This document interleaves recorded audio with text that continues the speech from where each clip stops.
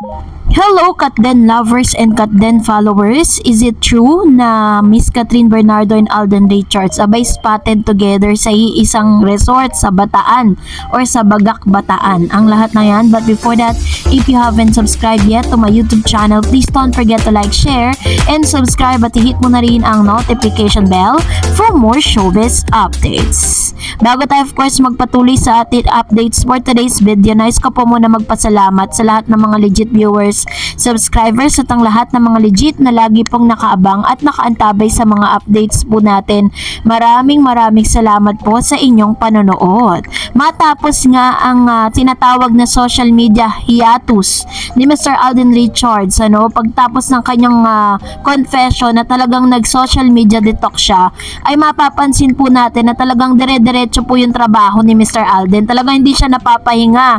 Pagsabak niya po sa kanyang trabaho, parang araw-araw may ganap at meron po siyang inaate ng mga malalaking event, Kahapon lang or kamakailan lamang ay meron po silang nilaunch na pinakabagong Honda na siya pa lang po yung kauna-unahang tao dito po sa Pilipinas na meron pong ganong klase ng motorcycle, kasi nga isa siya sa mga brand ambassador. Kasunod nito ang ilan sa mga ganap pa special events si Mr. Alden Richards.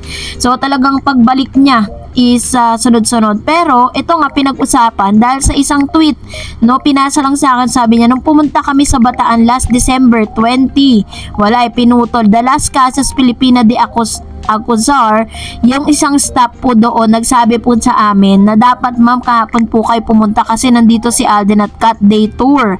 And sabi po ng isa, ate, wag mo kami pa-assign please lang. Sabi niya, Beb, nang dahil dito, nanalig ulit ako. Ayan. So, meron po kasi nag-tweet nito. Tapos, parang pinatutunayan niya na itong si Alden at si Kat nga po ay nagkaroon ng day tour dito po sa Las Casas na matatagpuan po sa Bataan. Napakaganda pong resort yan. Napakaganda pong beach resort. At ngayong araw, nag-post po si Miss Catherine Bernardo na siya po ay nasa isang beach resort at ang 2 hours ago sinabi niya, just a girl who's always chasing after sunset. So ganito po yung kanyang parang caption dun po sa post niya sa IG. Ngayon kinumpare ko, 2 hours ago lang po siya pinosa, and then makikita natin dito po sa post niya na yun nga na she's wearing blue hat and striped na damit, tapos po nakasuot po siya ng pants na white. Kasama niya po dyan ang ilan sa kanya mga malalapit na kaibigan. Nandiyan po si Miss Maymay Entrata, nandiyan po si Kyla Echari, yung husband po ni Miss Maha Salvador, which means nandiyan si Maha, kasama. So yan po yung mga photos na yan, and pinost niya po yan 2 hours ago sa kanyang IG account. So medyo piling-piling tao lang po yung mga kasama dyan, pero wala po ko nakikitang Alden Richards dun sa photos. I don't know kung tinago ba, hinide, or hindi ipinost sa kanyang social media. Yan si Mr. Rambo Nunez, kasama po sa kanilang trip dito po sa Las Casas, at yung kanyang mga friends, yung close friends niya. Nakita ko rin po dito parang nakatalikod si yung isa sa mga friendship niya, yan si Alora Sasam, wearing the orange suit, and I don't know the name of the other person na kasama niya. Nandyan din si Miss Maymay Entrata. So, kasabay po nito is sa mga post po na ito, sa mga ganap ni Miss Catherine Bernardo, meron po siyang parang IG story. Yung IG story po kasi, yun po yung latest ganap. At 4 hours ago niya lang po yun ipinost. So, magtataka lang ako, bakit po may ganap siya ng 2 hours ago na nasa beach resort siya. Tapos meron po siyang IG story na 4 hours ago na meron po siyang mga ka-meeting patungkol sa kanyang pinakabagong brand. Doon po, naka-wear po siya ng isang parang white na top, and then white din po yung pambaba. Ito po yung sinasabi ko, ayan. So, pinost niya po yan 4 hours ago, kasama ng ilang mga executive o mga parang staff or friends niya ba yan or whatever. Parang ang pagkakaalam ko is pinag-usapan nila dyan or ka-meeting po nila patungkol sa bagong brand na kanya pong ilalabas. So parang napag-isip ko na totoo talaga yung mga chika na kapag nagpo-post po sila ng mga ganap nila sa buhay, late na po nilang ipinopost. Kasi one of the reason why, kasi ayaw nila ipaalam sa tao kung nasan sila, baka nga naman dumugin sila kasi gusto nila ng bakasyon. So ito po ay nagko-compliment doon po sa post ng isang fan na nag-day tour nga si Catherine at si Alden Richards sa Las Casas sa Bagak, Bataan. So, naiisip nyo ba yung mga naiisip ko? So, yun po siya. So, mamaya, aalamin pa natin kung present lang ba yan or talagang naganap na yan. Kasi ganun po yung, pero talagang matibay ang mga evidence sa magsasabi na possible na naganap na yung kanyang sunset na yun sunset photos niya na yun. And then, ang tunay na ganap niya ngayon is yung kanya pong meeting with those people na may ilalabas siyang bagong brand na product na kanyang i-endorse. So anyway, so kayo na po ang humusga. And for that, narito naman ang ilan sa mga komento, reaction po ninyo patungkol naman sa ating latest update. So magbabasa tayo ng mga komento ninyo sa comment section. Unahin po natin ang unang komento mula kay Eselon. Sabi niya, malabo po talaga ang serye Ma'am Dars. They are both A-lister in niche management for exclusive only sila. Bawal po sila hiramin both sides for TV project. Kaya hanggang movie lang silang pwedeng mahiram. Tanggapin na natin yan. Kung miniseries or digital viewing yan ang possible, kaso baka conflict din sa budget dahil as we all know, pareho nga silang A-lister, mahal ang bayaran every shoot, kaya mas madali talaga ang movie. Isahan lang gastos at iba-iba na agad. Kaya kung hindi talaga magkaserye, tanggapin na natin for sure, magkaka-movie pa din one day. Basta ako for tambalang cut din. Alam mo, may katwiran si Mamshi, totoo yan kasi mataas kasi ang kanilang talent fee together, no? So kapag daily po silang meron or mas marami yung days na magkakaroon sila ng serye or mas marami silang pagkakataon na magkasama, mas lalaki talaga at lolobo yung babayaran ng mga networks po nila para dun sa kanilang tinatawag na talent fee. May katwiran siya. Sabi ni Miss Rosemary Limon, paano naman ang solo movie ni Catherine, yung Elena 44, kung ipapalabas din, di ba dapat sana 2024 papalabas muna lang kasi yung movie nila ni HLG ng 2023 pa.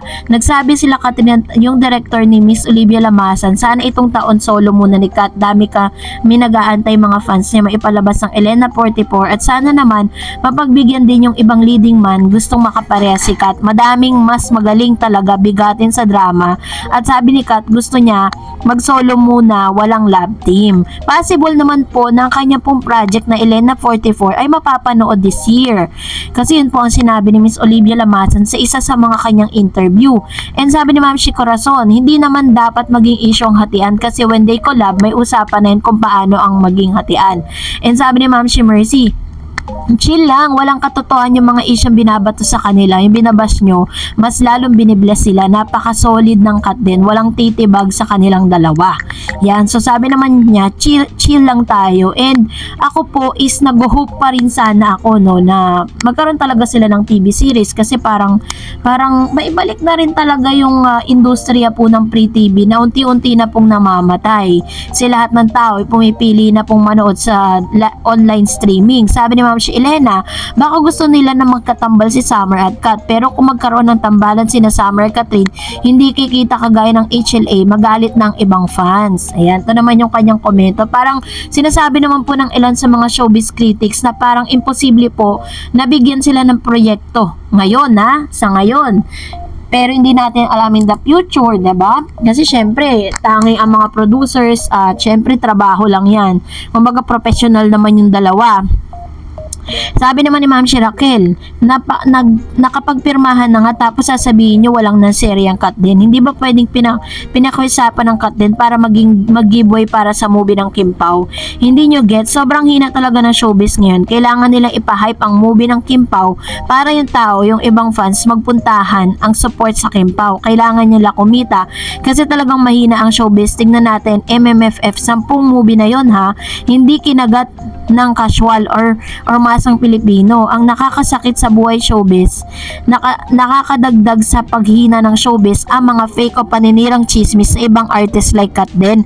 Hashtag Team Panatag Kat Den. Ayan, ito naman yung kanyang komento with regards to this. Ano, possible din na parang ginagawa nila ng mga issue, ng mga ganitong klase ng issue para at least mas mapag-usapan ng Kim Pao, which is kahit ano po kasing gawin nila sa mga ganitong strategy, kung talagang ayaw panoorin ng tao, eh sila pa rin talaga masusunod. Sabi ni Ma'am Sinaida, di talaga solid fan yan lumilipat ng fandom kasi kung solid ka, dun ka lang kahit anong mangyari, mababaw yun. Tama naman, diba? Na kahit ano pa po ang ganap sa kanilang dalawa, eh hindi po magwe-wave yung inyong paniniwala patungkol kay Kathryn at Alden Richards. Pero kung talagang hindi kayo solid na fan, may lumabas lang na konting issue dyan, sigurado tatalikod na po kayo. Sabi naman ni Mr. Philip, basta talaga masyado ng sikat, talagang pilit hihilahin pababa. Baka meron namang pasisikatin sa na iba.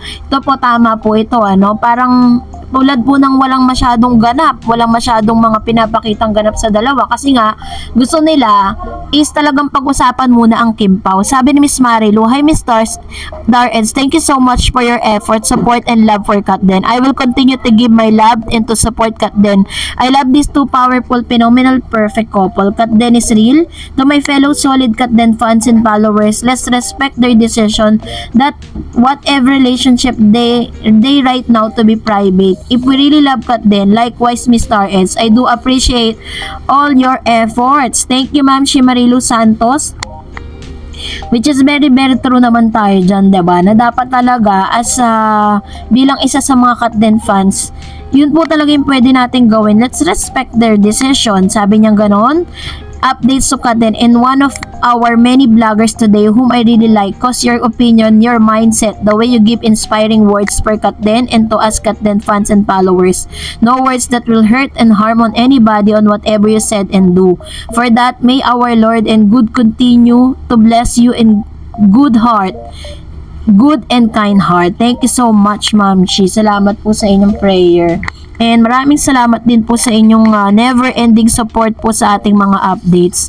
Sabi po ni Miss Senny, Kathryn, sa'yo kami naniniwala kung ano ang totoo, sa'yo kami susuportahan ka namin, God bless you. And sabi ni Miss Jesus name talaga, God has a purpose why Kat and Alden meet again after 5 years. If they both put God in the center of their life, God bless them more. And I love Kat Den most. My wish was granted when they finally had the HLA after I watched their first movie way back 2019, the HLG. Actually po, kung tutuusin, kung isipin natin yung mga naganap na to, diba si Miss Kathryn, inamin niya na talagang wala na siyang kapag-asa na magkakaroon po ng sequel yung movie nila ng HLA or HLG. Pero may God's grace tsaka sa kalooban na rin ng Diyos talaga, nagkaroon po ulit. So, kaya talagang talagang masasabi natin na may plano talaga ang Diyos para sa kanilang dalawa, diba? At yun yung aantayin natin. Sabi ni Miss Linda, Kat Den, wala nang iba, di nyo matitibag, private is private. Gusto kasi ng iba lagi magkatigit, hindi naman pwede yun.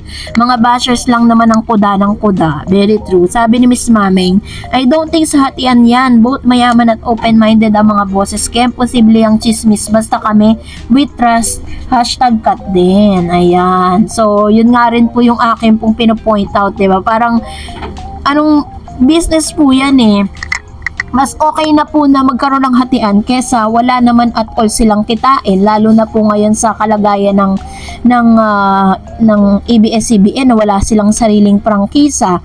Sabi ni Miss Garus Pilar, ginagawan lang ng issue ang Kat Den kasi may movie ang Kim Pao, para nga naman ang mga Kat Den lumipat sa Kim Pao para kumita at lampasan ng HLA. Kahit ano pang gawin nila, hindi mawawala ang Kat Den at ako'y panatag sa Kat Den dahil private life is a peaceful life. Actually po, meron po kanya-kanyang fandom ang Kat Den at ang Kim Pao, no? So, tayo, yung mga Kat Den fans po, is hindi naman natin pwedeng i-force na supportahan ng Kim Pao. At ganon din naman ang Kim Pao.